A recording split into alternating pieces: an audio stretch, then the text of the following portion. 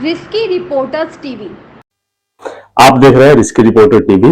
नमस्कार, मैं हूं मनोज तिवारी। आइए चलते हैं खबर की ओर।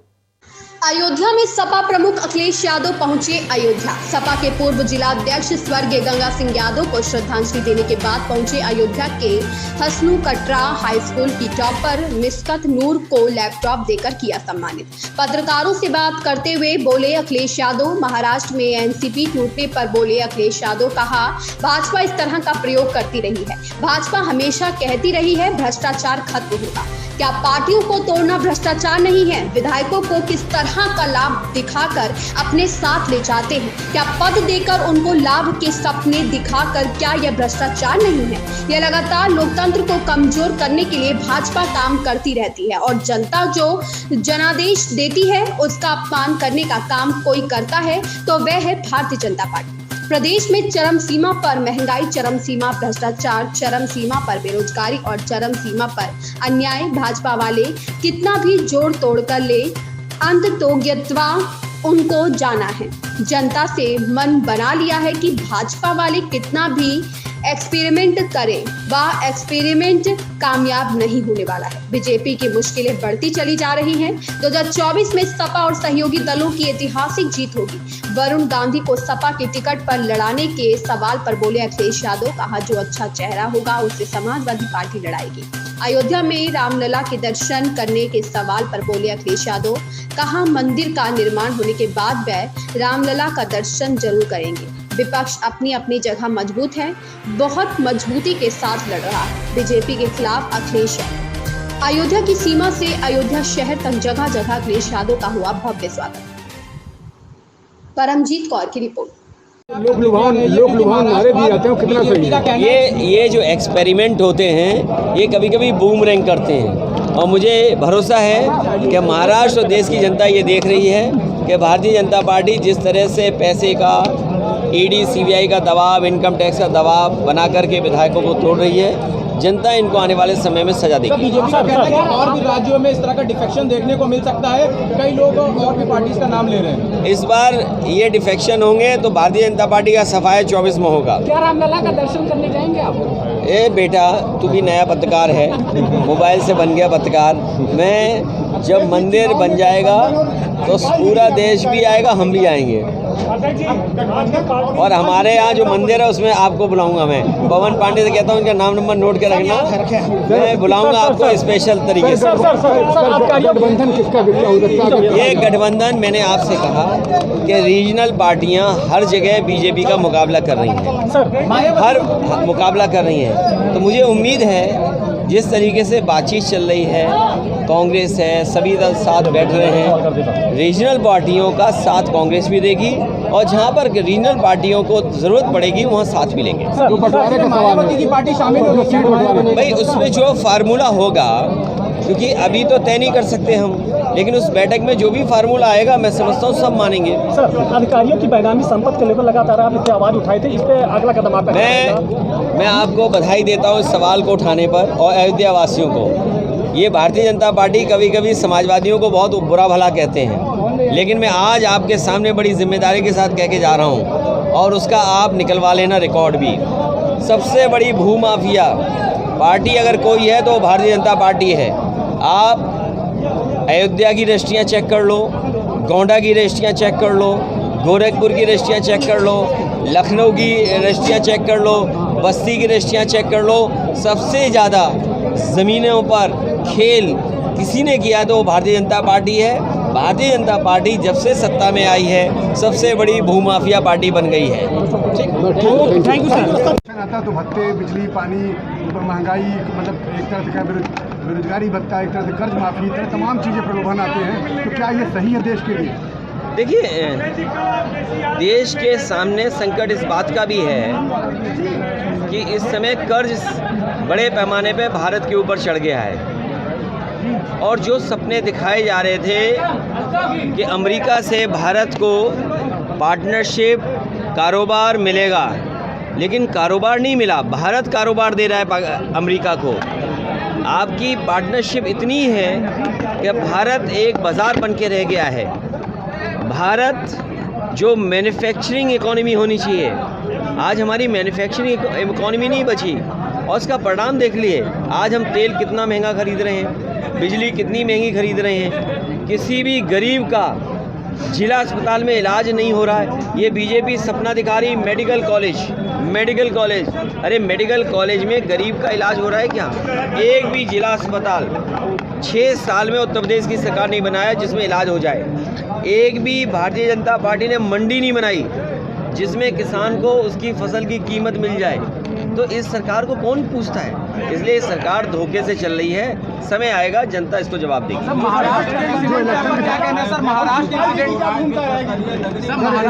सर इलेक्शन के समय जो मैं अपने पत्रकार साथियों को धन्यवाद देता हूँ। विकास वो होता है जो आँखों को अच्छा लगे। डेवलपमेंट मैं उसको मानूंगा जो आँखों से देखने पर अच्छा लगे। मुझे आज बताओ कल क्या होगा वो अलग बात है।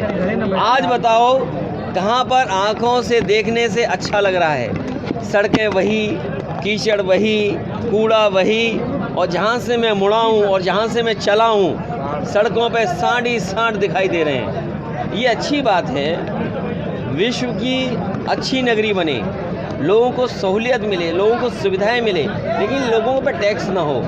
और कम से कम इस सरकार ने जो काम किए हैं उनके ऐसे काम नहीं दिखते हैं जो विश्व स्तरीय हों। इसलिए मेरा तो इतना ही सलाह दूंगा कि अच्छा आर्किटेक्ट हो, अच्छा टाउन प्लानर हो, अच्छा कॉन्ट्रैक्टर हो तो विश्व स्तरीय चीज़ें बनेंगी।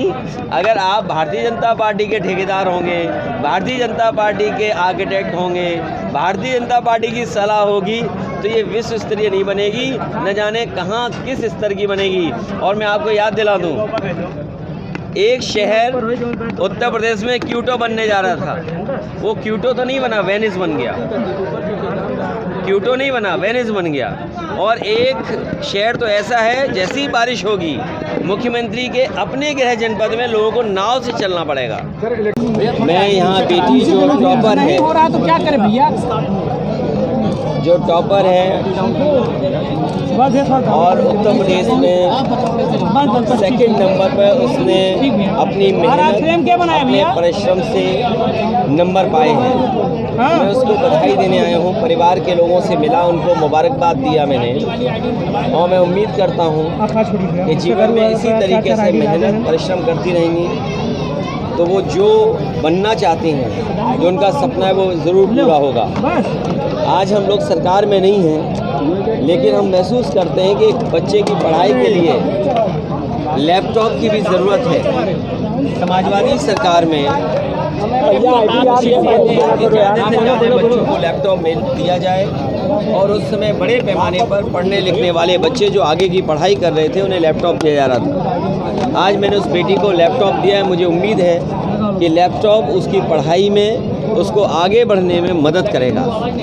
जहाँ तक 24 का सवाल है, जिस तरह का माहौल देश का है और खासकर उत्तर प्रदेश का, चरम सीमा पर महंगाई, चरम सीमा पर बेरोजगारी और चरम सीमा पर अन्याय, और जिस तरीके से सरकार काम कर रही है, किसान दुखी है, व्यापारी परेशान है और नौजवान निराश हो गया है। इस बार इस सरकार को हटाने का काम उत्तर प्रदेश से होगा और देश से भी 24 में भारतीय जनता पार्टी का सफाया होना निश्चित। सर आज भी आपने ट्वीट किया है सर 80 में 80 हराओ, और अभी उस पर तेजस्वी यादव को जिस तरह से सीबीआई की चार्जशीट में फाइल नाम कर दिया गया, क्या लगता है 2024 आते आते इस तरह की जो चीज़ें और बढ़ती चली जाएंगी?